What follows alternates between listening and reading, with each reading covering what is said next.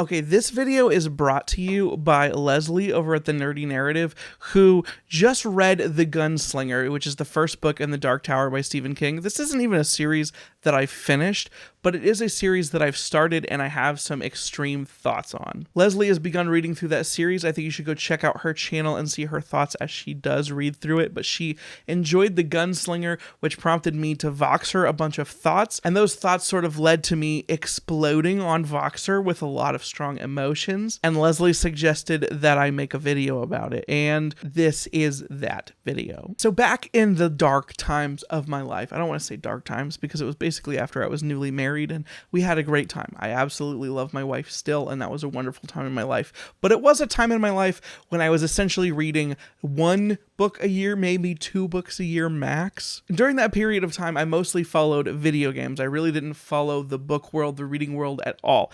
And there were some people that I followed in video games that are big fans of Stephen King's The Dark Tower series. I also had some friends in real life that thought that series was really interesting and fascinating. I honestly had never read any Stephen King at that point, period, but the idea of reading some like alt fantasy story was appealing to me. So knowing essentially nothing about this series at all, I picked up The Gunslinger for the first time, and The Gunslinger blew me away. No pun intended. None.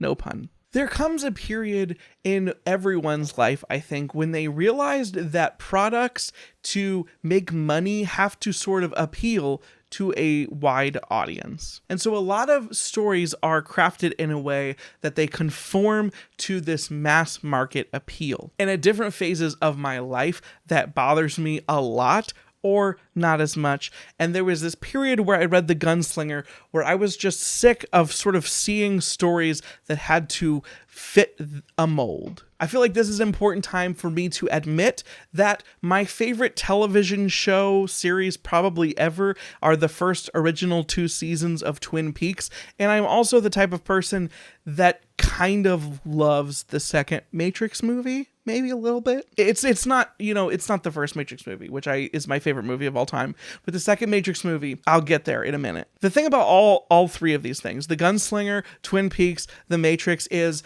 they don't give a crap about convention, and the creators were extremely pretentious, self-indulgent. They had a story they wanted to tell, and they didn't necessarily care if anyone else would get it. It was like they knew that parts of their story were insane and they went with it anyway because that's what they wanted to do. Like, that's what they felt their story needed. So when I fell in love with The Gunslinger, it was largely based in this time of my life where I was sick of everything following the same types of story structures and tropes that I had seen before. The Gunslinger said, no, I'm going to do my thing and I'm going to do it my way. And I had never seen anything that did quite what The Gunslinger did. Fast forward until I'm on booktube now. I've read at this point only the first 3 books of The Dark Tower, so I can only speak for those 3 books. But when I joined booktube and I started talking to people that had read the Dark Tower series, it blew my mind when I started talking to my friends, people whose opinions I respect. I love them as people. I like a lot of the same books that they do.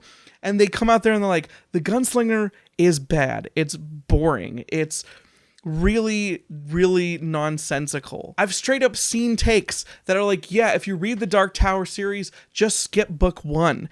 And it just completely destroyed me and broke my heart because The Gunslinger appealed to me in a way that so many stories can't. And it was this audacity of King to write this story the way that he did that was the appeal for me. I ended up really loving book 2. Book 3 was okay as well. But book 1 holds a special place in my heart for just the levels of convention it's willing to break. I love it when a story demands something out of you, but rewards you with something that is so much different than something you've seen before. The uniqueness, the individuality, and yes, like I said before, the self-indulgence of the storyteller to give you such a story is something that I admire a lot. The rest of this video is going to have spoilers for the Gunslinger.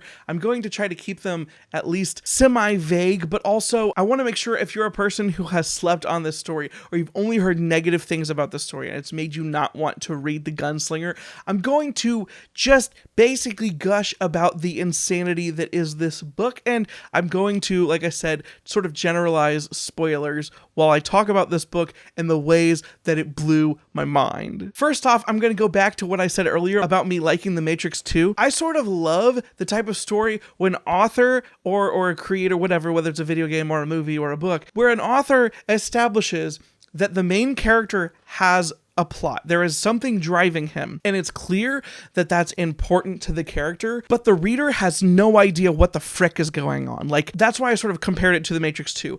The plot of The Matrix 2, the person watching the movie has no idea why the characters are doing the thing that they're doing. And that's sort of what's going on with Roland and the Gunslinger. You know that he's chasing after this dude, and you know that it's very important that he gets this wizard that he's been chasing. You have no idea really why. Like, there is this man in black. The mystery, the gravitas around this figure that Roland has been chasing for some time is the thing that drives the plot forward, but the reader is not told why. And I love that for some reason. Because of that, we spend a large chunk of this book not knowing why what's going on is going on, so it all just sort of seems really random, but it's clear that it's not. And because of that, there are parts of the book that technically, I think if you look at an outline, are slow, but instead the whole time I'm thinking, what the crap is going on? And then you're getting these flashbacks that have to do with this entire society of like Western cowboys in this weird setting, and there's these political things happening. All the while, the main story is just a character traveling through the desert, and there's really, I don't want to say there's no hook. The hook is the fact that there is a hook, but you have no idea what it is. And it really starts getting interesting when Roland starts coming across characters, and like I said, when I went into the series, I went in completely blind. There's weird crap from the real world when, like, he meets that dude and he has a parrot, and the parrot is singing a song that will likely, when you read the lyrics, go, wait, I know that song. Why is he singing a song that I know? That moment is like another little breadcrumb in this weird thing that we're following. And we're sort of led into this trap to thinking that like Roland is part of this almost knighthood of these weird like cowboy Jedi. And he's on this quest to find this man in black. But then we get the flashback where he goes to that one town and he's investigating and he's sort of questioning people in the town, trying to know where to go next. And that's the moment when the story just blew my mind, when it goes from being like he's kind of flirting with this girl and he's trying to chase this person we haven't seen anything, to him genociding an entire town out of the blue.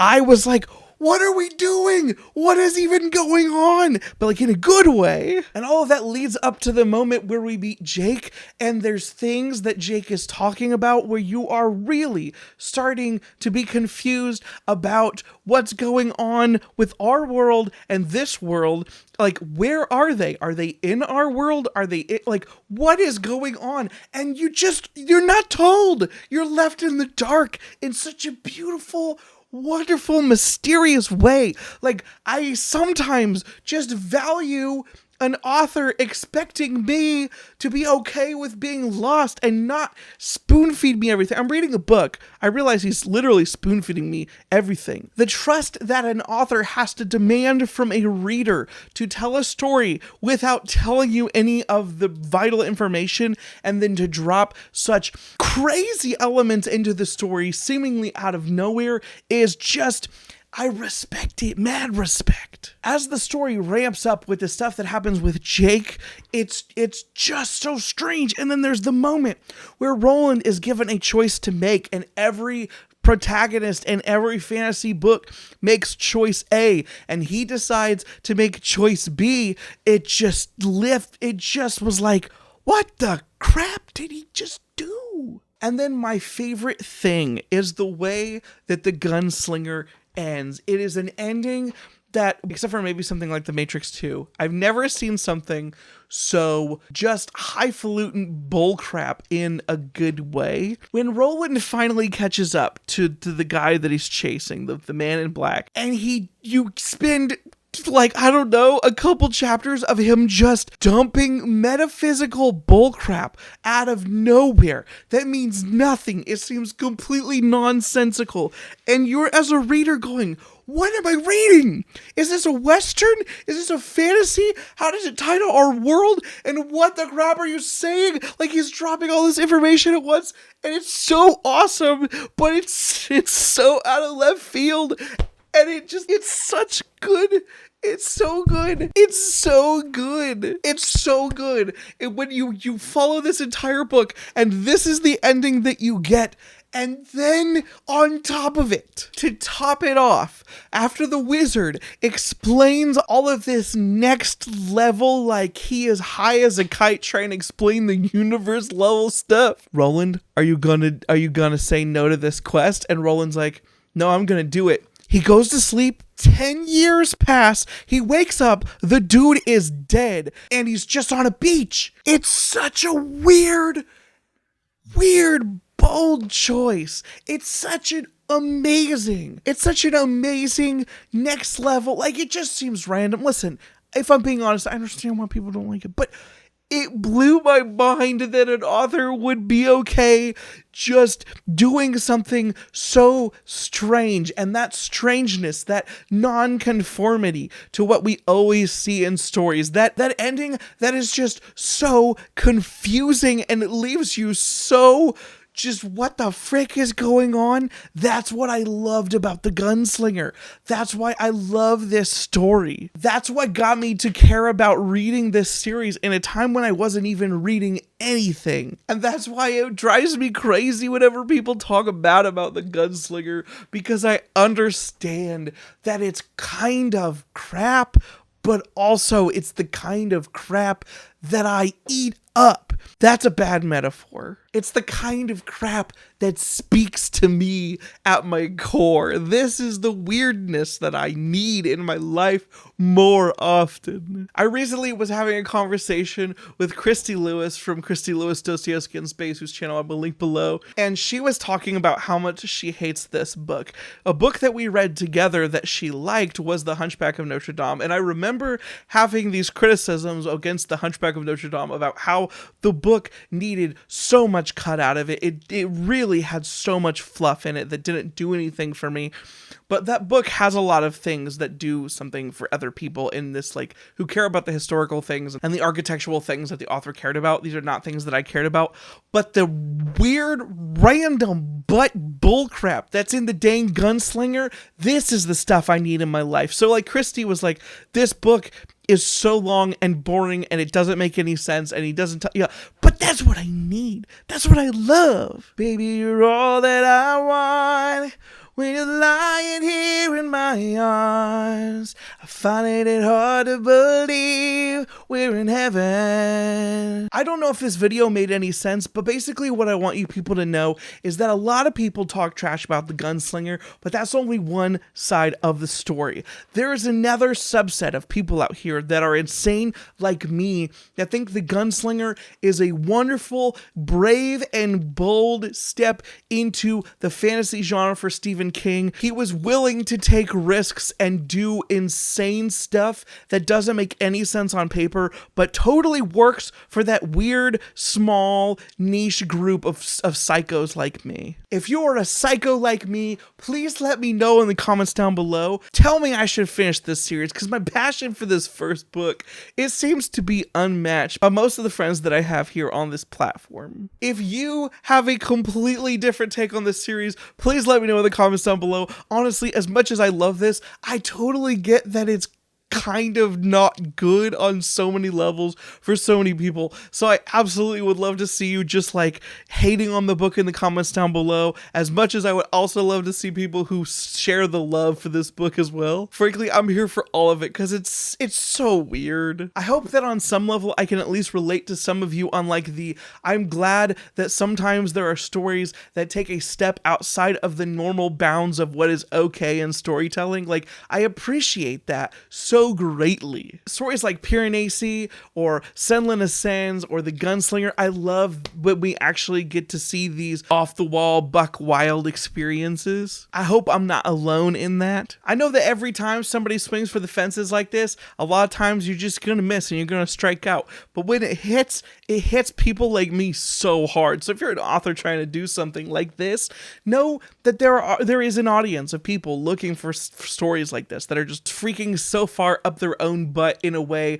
that still appeals to me. If you like this video, please give it a thumbs up. If you think that anything I've said in this video is interesting and you want to share this video with somebody, please feel free to share the video. I want to have more discussions like this in the story community, both about Gunslinger specifically and also about crazy stories that are not afraid of breaking tradition. Stories that are not afraid of just going into the beyond of insanity. As always, if you like the video, please leave a thumbs up. If you'd like to see more videos from me, please hit the subscription button if you haven't already. Hit the bell, you'll get notified when I post new videos. If you'd like to support the channel financially, there's a Patreon down below for everybody who wants to have more discussions with me in a more discussion-friendly format than YouTube comments. There's also a link to a Discord, which is available for everybody. I hope that this video resonated with someone out there. I can't wait to talk to you guys soon in a future video. Until next time, aim with the eye, shoot with the mind, kill with the heart. Sleep, no one ever get enough. Always looking out tired. Sleep, no one ever get enough. If it don't show up, I might get fired. Sleep, no one ever get enough. Always looking out tired. Sleep, no one ever get enough. If I don't show up, I might get fired.